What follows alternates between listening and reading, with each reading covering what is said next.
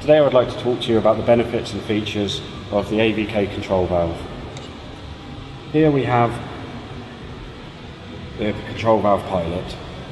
The pilot has a high capacity filter, independent opening and closing speed, and can be regulated without using any tools. The design is completely modular, so you can change applications with minimal effort and components. All BSP threads are as standard and there are no special tools required. Maintenance can be carried out using Allen keys, spanners and screwdrivers, and nothing else is required. Moving on to the main valve. The internals of the main valve are all 316 stainless steel as standard as the pilot. Inside the main valve we have the lifted seat. The lifted seat offers a high kV value when the valve is fully open, and of course with the lifted seat you have reduced cavitation. We also have a parabolic design that has a high ratio of travel and reduced noise and vibration, and gives you extra smooth control at low flows.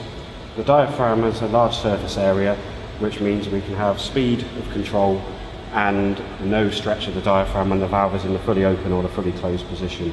The main body of the valve and the bonnet are made of ductile iron with fusion bonded epoxy coating, GSK approved. The valve range is available in full or reduced bore, and all components are as approved, with an overall neat and compact design.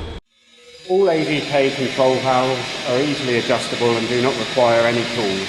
You simply turn the regulating handle to increase, in this instance, the pressure,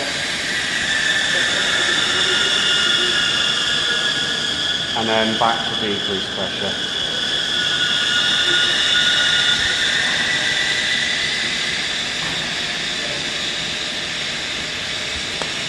The typical installation, particularly of a PRV, would involve isolation valves either side to enable major services and maintenance inside the valve body, a strainer, and in most cases an air valve as well.